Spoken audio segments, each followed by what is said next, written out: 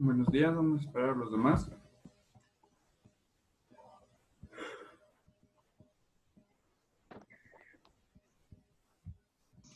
Si van entrando, vamos a ir silenciando los micrófonos, por favor.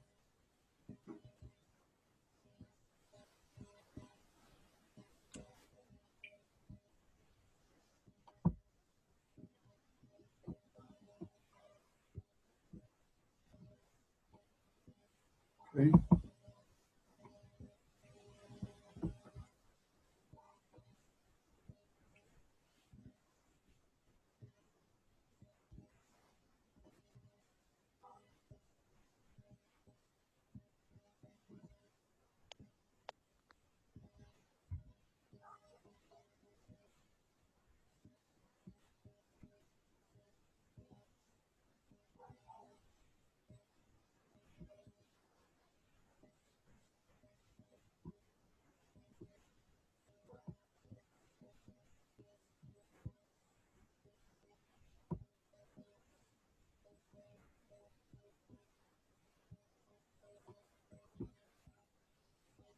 Todos, por favor, en el chat pongan su nombre completo, por favor.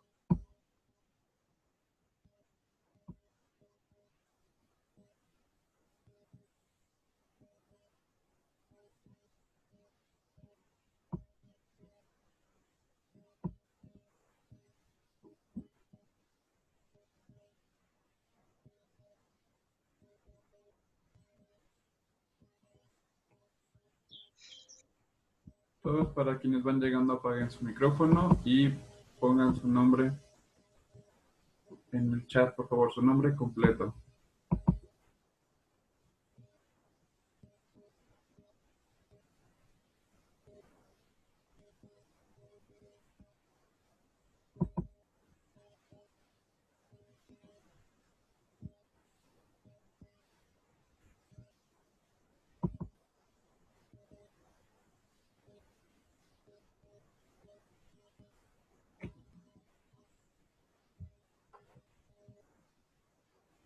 Vale.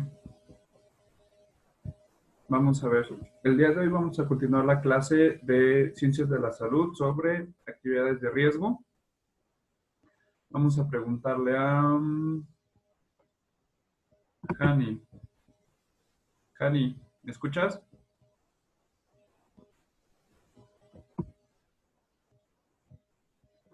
Hani, ¿me escuchas? Parece que durmió. Vamos a ver. Gisela, ¿me escuchas?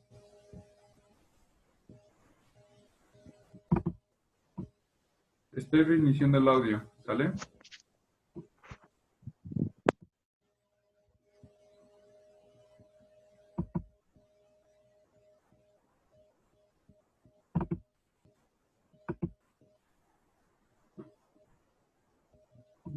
Pues creo que no.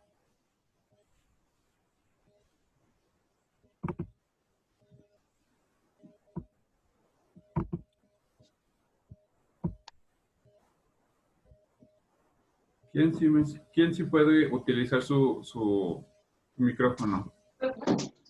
¿Me había preguntado a mí? Sí. Gisela, ¿qué recuerdas de la clase anterior? ¿En qué nos quedamos? En que estábamos hablando del tabaquismo y luego pasamos al alcoholismo, ¿no? Ajá, ¿qué recuerdas de tabaquismo?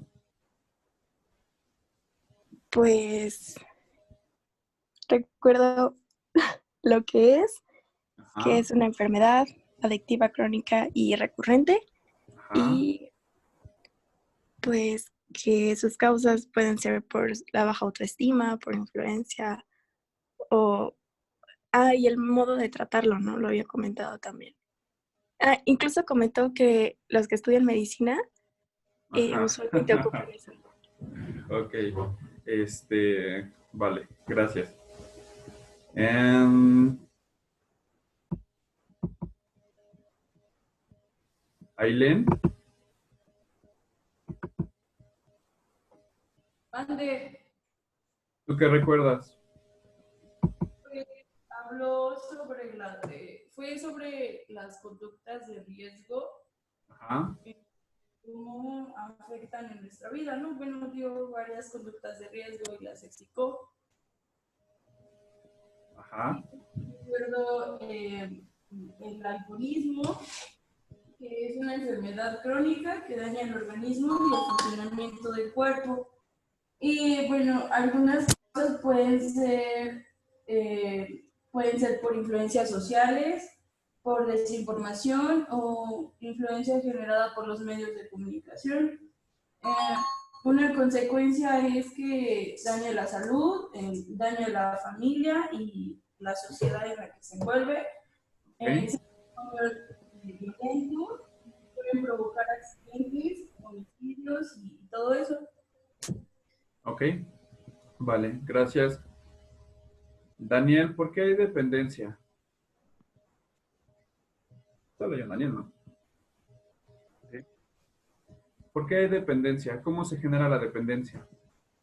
Se genera cuando se deja de consumir, por decir, el producto durante cierto tiempo y se necesita del consumo, ya que se generó como un tipo de adicción y se necesita estar consumiendo. Eso sería más como el síndrome de abstinencia, pero ¿por qué se genera una dependencia? O sea, la adicción como tal. Se puede generar por el consumo excesivo de la sustancia. Ok, vale. Bueno, eso es nada más para recapitular. Entonces, vamos a compartir. Si llegamos a alcoholismo, entonces vamos a continuar con alcoholismo, ¿vale? Esto ya lo revisamos. El abuso de alcoholismo se define como el uso repetido del alcohol a pesar de sus consecuencias adversas fisiológicas, sociales y familiares. Ya revisamos que la dependencia es definida como el abuso, acompañado de la tolerancia, que es lo que genera la dependencia o la adicción. ¿Sale? Tolerancia es la palabra clave. La estadística ya la revisamos. Factores de riesgo, estrés temprano, ansiedad adulta, también la herencia o por cultura que nos genera que el consumo de alcohol es adecuado, que es bueno, que es correcto, ¿vale? Eso ya también lo revisamos.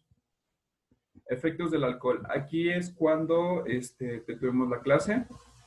Cuando se ingiere ocasionalmente en dosis altas, el alcohol produce efectos diversos, todos los conocemos, dependiendo obviamente de la dosis y del sujeto, ¿sale? Así transita y genera cierto nivel de desinhibición, propensión a la comunicación, hasta presentar signos claros de intoxicación como arrastrar la lengua al hablar, incoordinación motora, dificultad para mantener el equilibrio, nistagmus. ¿Alguien sabe qué es nistagmus?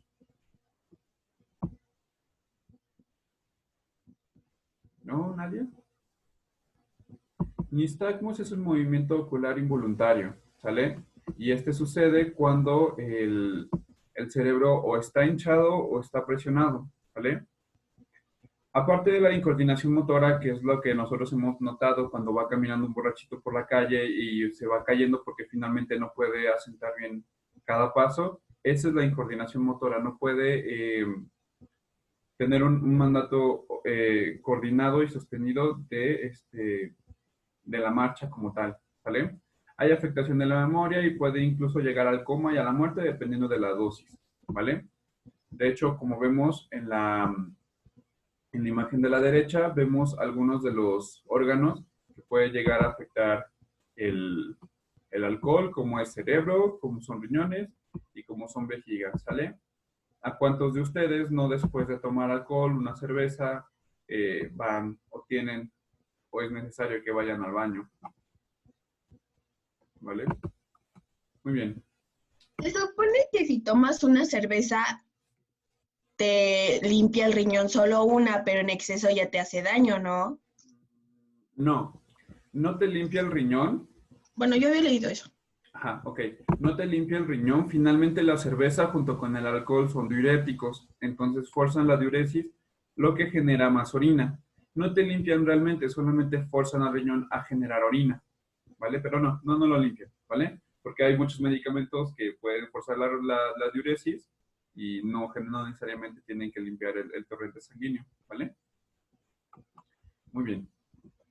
Continuamos entonces. Síndrome de abstinencia, que es lo que comentaba Daniel.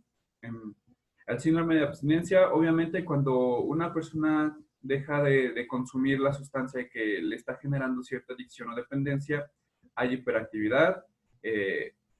Esto quiere decir que hay taquicardia, sudoración, escalofríos, temblores, hay signos de insomnio, no pueden dormir, se agitan con facilidad, tienen nerviosismo, tienen extremadamente mucha ansiedad. Poco a poco esto se vuelve incapacitante al grado de no poder desarrollar ninguna de sus actividades en el medio laboral, ¿sale? Aparte, cuando la abstinencia se mantiene por mucho tiempo, ya empieza a haber náuseas, vómitos, agitación psicomotora, mucha ansiedad, puede haber alucinaciones e ilusiones visuales, táctiles o auditivas. Algunas personas pueden llegar a sentir presión en el pecho, presión en las manos, pueden llegar a sentir ciertos escalofríos, dolor de cabeza, alucinaciones visuales como empiezan a ver colores, empiezan a escuchar los colores que miran, etcétera, ¿sale? Eso ya se llama disinesia asociativa. Y eso ya es un síntoma muy claro de que el síndrome de abstinencia está llegando muy lejos, está acentuando demasiado y necesita apoyo médico inmediato. Daños inducidos por el alcohol, más específicamente, esta es la fisiología. Principalmente es por el daño hepático. Finalmente, cuando el alcohol entra en el torrente sanguíneo, va por la circulación portal hacia el hígado, ¿vale? En el hígado metaboliza todo lo que nosotros consumimos, desde proteínas, toxinas, etcétera, ¿vale? Una vez que llega al hígado, se metaboliza el alcohol en etanol y el etanol finalmente es el que se va enviado al torrente sanguíneo por medio del corazón hacia todo el cuerpo, ¿sale? Incluyendo el cerebro. Ahora, cada que nosotros consumimos alcohol, que finalmente es una sustancia que no deberíamos de consumir, nuestro cuerpo no está adaptado como para consumirlo, pero al fin de cuentas lo consumimos, genera cierto daño, ¿sale? Uno de los más observados es la muerte de las células hepáticas. Una vez que el alcohol llega, finalmente el alcohol es irritante, llega a las células, las irrita y genera una muerte más rápida. Como ya habíamos visto, cada célula tiene su tiempo de vida, pero cuando nosotros consumimos alcohol, el tiempo de vida de estas células hepáticas se reduce bastante y en su lugar pueden llegar a quedar ciertas deposiciones de colágeno sustituyendo a las células. Entonces ya no se sustituye una célula por otra célula, sino se sustituye una célula por colágeno. ¿Vale? Muy bien. Específicamente genera también hipoxia centrolobulillar. La hipoxia centrolobulillar sucede cuando nosotros consumimos alcohol, las arterias o las venas que irrigan como tal a la parte del hígado se estrechan, se hacen pequeñas y el flujo de oxígeno se empieza a disminuir, por lo que poco a poco genera cierta hipoxia, cierta disminución de oxígeno en las células, ¿vale? Obviamente esto induce estrés oxidante, lo que aumenta el daño. Las células muertas son sustituidas por unas fibras de proteína, colágeno, que literalmente impiden la circulación de la sangre. Y sí, este es el principio de la cirrosis, ¿sale? Cada que nosotros tomamos, generamos ciertas cicatrices en el hígado y poco a poco estas cicatrices van a disminuir la perfusión de la sangre en el hígado y en el demás cuerpo, ¿sale? Por lo que empieza a retener líquidos específicamente en esta zona, ¿vale? Posteriormente, en las siguientes diapositivas, vamos a ver cómo específicamente el agua ya no puede pasar del hígado. Es como un filtro y el filtro se vuelve tan fino que ya ni siquiera el agua o la sangre puede pasar, ¿vale? Además, obviamente por lo mismo, puede presentar daño renal, aumento de la presión arterial y pueden sufrir un infarto. Esto ya en fases más tardías de una cirrosis hepática, ¿sale? Y obviamente por lo mismo puede llegar a generar una embolia cerebral. Esto es muy importante que lo revisemos, ¿vale? La cirrosis hepática, ¿sale? Eso que ven ahí de azulito, de morado, en esta parte, estas son venitas, ¿sale? Son venitas que irrigan a, bueno, que absorben la sangre que llega al estómago e incluso al esófago, ¿sale? Esta parte de acá es el esófago. Aquí tenemos el esfínter esofágico inferior, la entrada del estómago, este se llama cardias, este se llama cuerpo y esto se llama fundus, ¿sale? Esto que ven aquí azulito es la vena cava superior y la vena cava inferior, ¿vale? La vena cava inferior en la parte inferior del hígado y la superior en la parte superior del hígado, ¿vale? La vena cava superior va del corazón hacia el hígado y la vena cava inferior va de los intestinos y todo lo que está abajo de nosotros hacia el hígado, ¿sale? Ahora, cada que nosotros consumimos ciertas cantidades de alcohol, si ven este hígado, María, ¿no puedes silenciar tu micrófono? No, ya lo silencié. Todas estas bolitas que notan en el hígado son células que fueron sustituidas por colágeno y fibrina, ¿sale? Por proteínas. Entonces, al hacer esto, las venitas tienen que buscar una nueva manera de poder perfundir en el hígado, pero pues finalmente no llega a ser suficiente. Por lo que, si notan, esta venita está circular, está bonita, está azul. Esta de abajo ya está muy morada, las venitas se ven muy tortuosas, se ven muy esclerosantes, lo que nos hace pensar que están empezando a retener muchos líquidos. Entonces, al no poder perfundir en este filtro que es el hígado, las proteínas, las toxinas, etcétera, todo, las toxinas, las proteínas que son absorbidas desde los intestinos y que necesitamos nosotros para nutrirnos, no se llegan a metabolizar, por lo que poco a poco hay una desnutrición gradual hasta generarse una desnutrición severa si es que se sigue con el continuo consumo de alcohol, ¿vale? Lo mismo de la ruleta rusa que habíamos platicado en la sesión anterior, es que no a todas las personas que toman poco alcohol les va a dar cirrosis. Puede ser que a algunas personas que toman mucho alcohol no les llegue a dar cirrosis, pero sí, es seguro que tienen un daño hepático, ¿vale? Algunas personas que no están muy bien preparadas para consumir alcohol, con poquito se emborrachan y con poquito pueden llegar a tener cierto daño hepático, ¿vale? Así que aguas por aquellos que no toleran ni una copa de alcohol. ¿Vale? Bueno, entonces continuamos. Entonces, esto probablemente si es que realizamos examen, vaya a venir la cirrosis hepática, que es esto, la vena cava superior. Esto, la vena cava inferior. Estas, las venas que irrigan. El por qué está así, porque se está reteniendo líquidos, porque el hígado actúa como un filtro que no filtra la sangre y no metaboliza nada, ¿vale? Vamos a continuar. Signos y síntomas de una cirrosis hepática. Esto ya sucede en fases ya avanzadas de una cirrosis hepática. Por ejemplo, si una persona está tomando constantemente alcohol, más o menos por 1 año, 2 años, independientemente si la persona sea muy tolerante, etcétera, va a tener cierta falla hepática. Como les comentaba, si el agua no sube y no es filtrada por el hígado, se empieza a quedar en las extremidades inferiores y en la parte inferior del abdomen. Aquí en el abdomen, en la parte inferior de su pantalla, podemos ver esto. Esto le llamamos nosotros ascitis. Los médicos le llamamos ascitis a esto, ¿sale? Esto es el líquido que se está reteniendo, que no está siendo metabolizado ni filtrado tampoco por los riñones, ¿sale? Este líquido puede llegar a acumularse a tal grado de que si no se extrae de manera pronta, puede llegar a pasar al tórax y entonces los pulmones se empiezan a llenar de agua, ¿vale? Esto ya requiere medidas hospitalarias urgentes, porque si no puede dificultar la transición de los intestinos.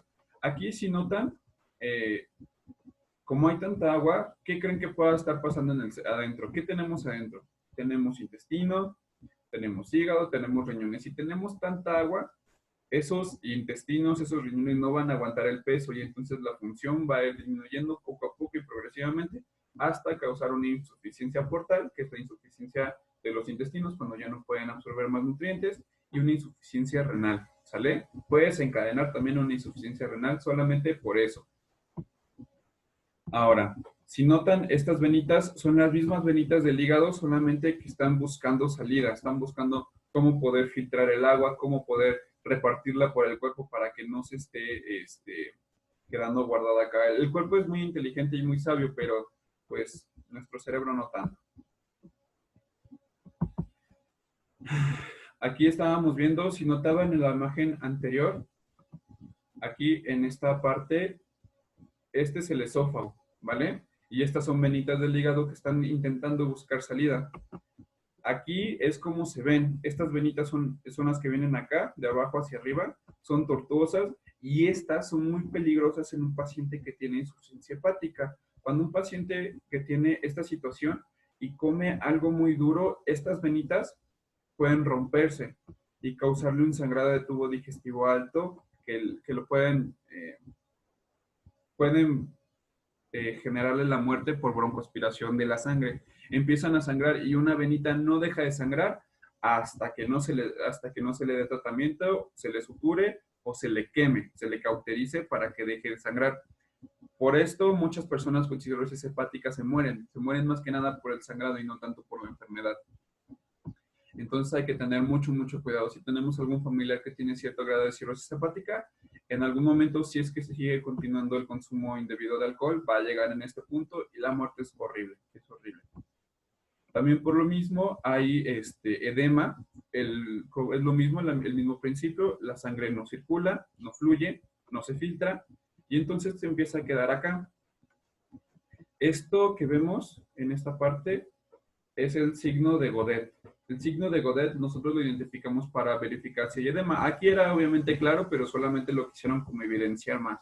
Esos son los dedos de probablemente el médico que presionó la piel hasta el grado de que se quedaron marcados. Ese es edema, eso es agua, ¿sale? Y esa agua pues finalmente se queda en el espacio extracelular. Por lo mismo de que no podemos metabolizar las toxinas. Estas toxinas también se pueden volver como la bilirrubina, una secreción de la bilis. Y entonces, esto que ven acá se llama ictericia, ¿sale? Otro de los signos de una cirrosis hepática, un mal funcionamiento hepático, que es la coloración amarilla tanto de la piel como de las escleras, ¿sale? En las escleras es más evidente porque finalmente esto debería de ser blanco, ¿vale? Hay algunos otros padecimientos como la hepatitis que nos puede generar este tipo de coloraciones, pero finalmente, si se está teniendo una cirrosis, se lo adjudicamos. Ahora, ¿esto qué nos dice? Que la bilirrubina en sangre ya está elevándose bastante. Si se eleva demasiado, el cerebro puede caer en cierto paro. ¿A qué me refiero con esto? A que empiezan a haber alucinaciones, dolores de cabeza, agresividad, impulsividad, nerviosismo, etcétera, ¿sale? A esto se le llama neuropatía o cefalea hepática, ¿sale? Hay que tener mucho cuidado con esto. Aquí es cuando ya la falla hepática ya es fulminante, ya es inminente y el pronóstico del paciente pues ya realmente no es bueno, ya solamente le quedarían como unos 5 o 6 meses de vida a lo mucho. ¿Qué se puede hacer? Bueno, ahorita pasamos a los tratamientos. Bueno, ya más específicamente, hay aparición fácil de sangrado o hematomas, por lo que ya habíamos visto. Coloración amarillenta, que es la ictericia, que es lo que les expliqué.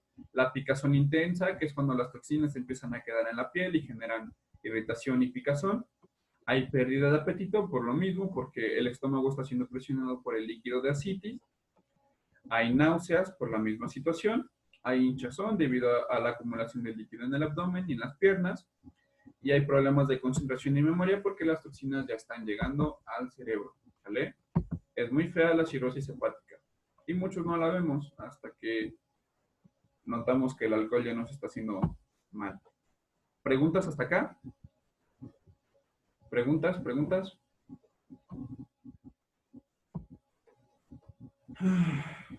¿Es puente? No sé, no es puente. Hoy no.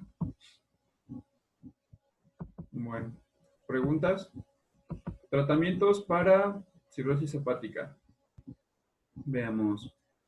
Roal, ¿qué tratamiento conoces o crees que haya para una cirrosis hepática? ¿Entiendes tu micrófono? Ajá. No sé, profe, no sé. Mm, ¿Cuál crees que haya?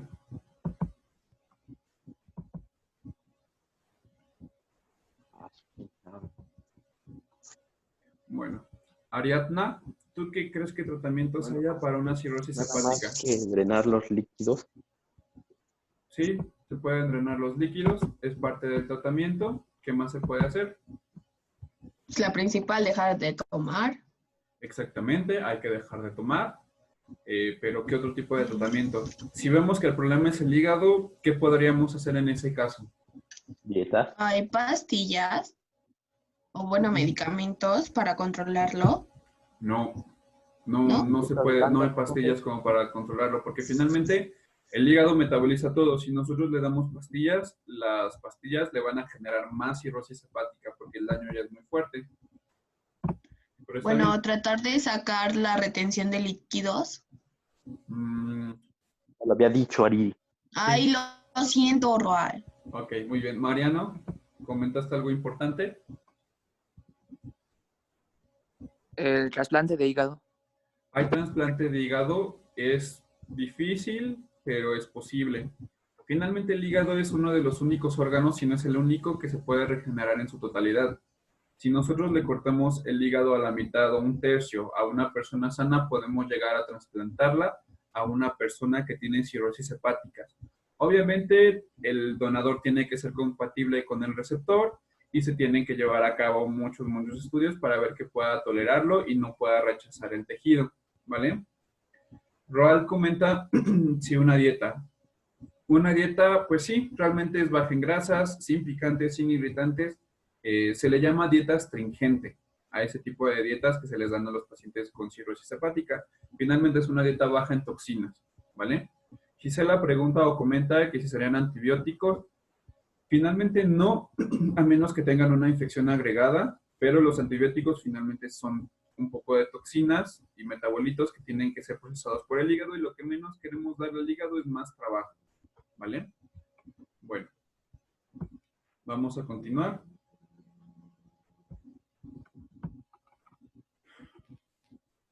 Vamos a continuar con el tema de depresión. ¿Qué tiempo vamos? Ok. Tenemos más o menos unos 10 minutos hasta donde lleguemos, ¿vale? Si no, lo revisamos el día de mañana. Depresión en la adolescencia.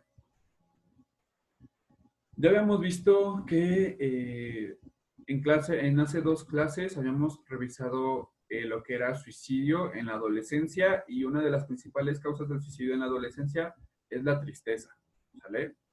La depresión como tal. La tristeza es algo que todos sentimos en algún momento, es una reacción normal a los tiempos difíciles de la vida y por lo general se va en poco tiempo. El problema es aquí, el problema es esto, el tiempo, ¿vale? Porque todos podemos llegar a sentir tristeza, pero no todos sentimos tristeza el tiempo normal, ¿vale? Sin embargo, cuando una persona tiene depresión, esta interfiere con la vida diaria, el funcionamiento normal, puede causar dolor tanto para el que tiene depresión como para aquellos que se preocupan por él. Los médicos le llaman un trastorno depresivo o depresión clínica, ¿vale? ¿Cuándo podemos pensar en una depresión? Por ejemplo, si hay una pérdida de algún familiar, si alguien muere y hay cierta pérdida, a eso no le podemos llamar depresión, le llamamos duelo. Pero sí el duelo puede llegar a pasar o volverse una depresión. ¿Cuándo pensamos en esto? Un duelo habitualmente debe de durar por mucho unos 8 meses y mínimo unos 6 meses. Si dura menos, se considera patológico, enfermizo, o si dura más, se considera patológico, enfermizo, ¿sale? Si dura más, empezamos a considerar que tal vez el paciente tiene una depresión ya marcada, que no puede salir de ahí, que su cerebro finalmente se acostumbró a una desregulación neuronal, ¿vale? Neurobiología de la depresión. Ya lo habíamos revisado en ocasiones anteriores. Eso es bastante sencillo. Nos quedan 10 minutos. Esto es bastante sencillo. En general, finalmente, la neurobiología de la depresión supone que hay un déficit en la transmisión monoaminérgica. no les voy a explicar tanto de la transmisión monoaminérgica, sino más bien lo que pasa por la transmisión monoaminérgica, ¿sale? Que finalmente es el aumento o disminución de la serotonina, lo que genera un desgaste neuronal, además de incompatibilidad y comunicación interneuronal. ¿A qué me refiero con esto? A que tenemos ciertas partes en el cerebro. Aquí tenemos la parte frontal, prefrontal, occipital. La parte prefrontal está inmiscuida en la toma de decisiones, en el pensamiento lógico matemático, en el razonamiento, y la parte prefrontal está dedicada prácticamente a las emociones y a las emociones. Comenta Hani, ¿cómo sabes o te das cuenta que estás en depresión? Porque supongo todos llevan a cabo diferentes formas.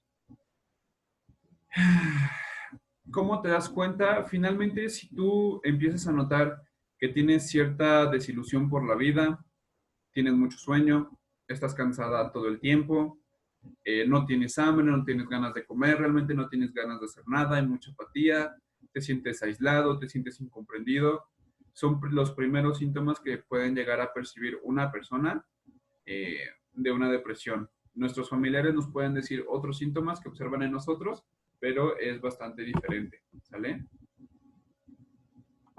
Ahora, continuamos. Entonces, cuando la comunicación en estas dos partes, en el área frontal y en el área prefrontal, son cortadas, hay lo que se genera como tal una mayor liberación de serotonina o, al contrario, una disminución. Y puede haber un mayor aumento de la secreción de serotonina en la parte frontal y una disminución en la parte de serotonina en la parte prefrontal, lo que genera un desajuste y no hay una buena comunicación entre ambas partes del cerebro, ¿vale? Quien tenga su micrófono abierto, por favor apáguelo. Muy bien. Específicamente, esto habla en cambios de la sinapsis, ¿sale? Lo que podemos ver en la imagen al centro, esta es una sinapsis normal. Aquí, esto que ven aquí como un enlace entre axón y axón, que son las partes finales de la neurona, es la sinapsis, que esta lleva los neurotransmisores que estaban platicando, la serotonina o la acción monoaminérgica, ¿sale? Entonces, cuando hay una adecuada comunicación, el enlace es más o menos lento, es normal, esto es normal, y el impulso nervioso viaja de manera continua, ¿vale? Ahora, ¿qué es lo que pasa en la depresión? Pueden pasar de una sinapsis lenta a una transmisión muy, muy lenta. La persona se vuelve lenta, depresiva, con tristeza, enojo y ansiedad. A pasar a una sinapsis más rápida, que podemos verlo en la imagen de la derecha, en la que la sinapsis se vuelve intermitente, progresiva, y esto genera ansiedad, nerviosismo, cambios de humor rápido y agresividad.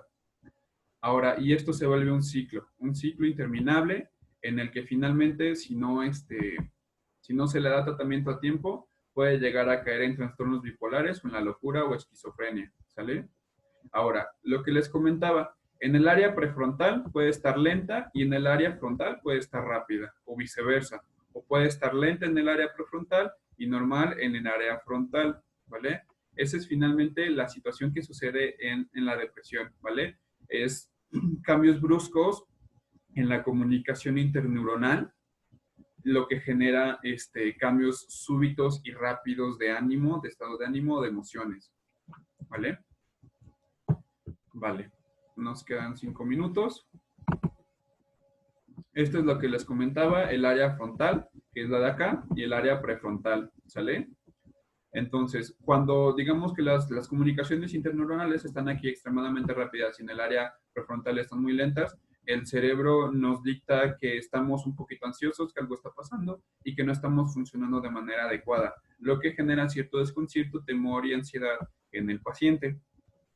Cuando todo esto está activado, todo esto está activado, puede generar ansiedad, cambios bipolares, cambios bruscos de emociones, ¿sale?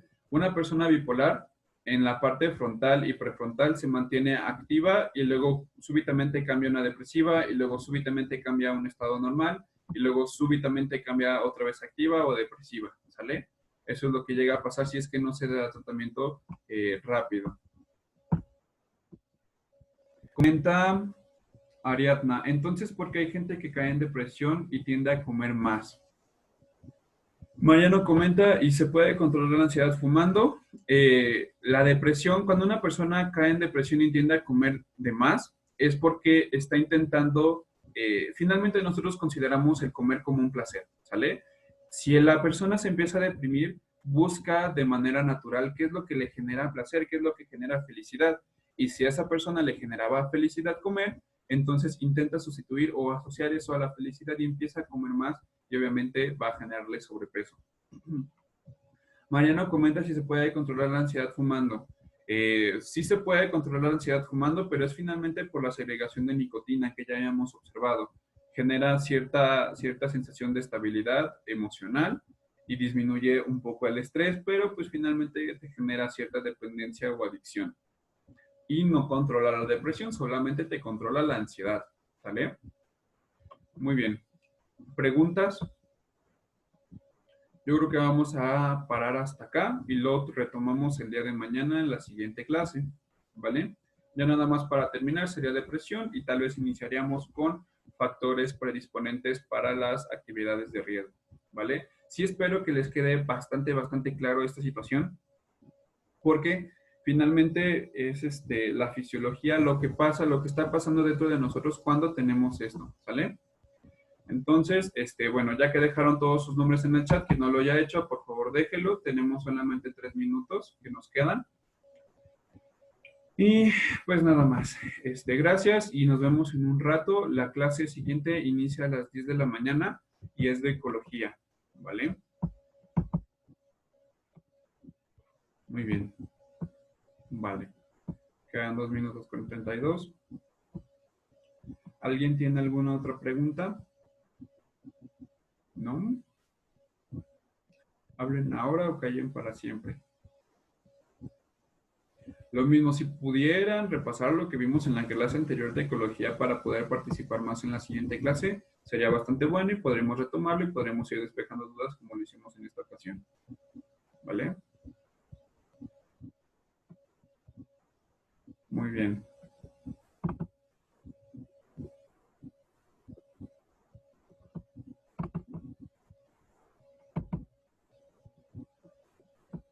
Bien, entonces, pues, damos aquí por terminada la clase de Ciencias de la Salud y esperamos la siguiente clase, ¿vale?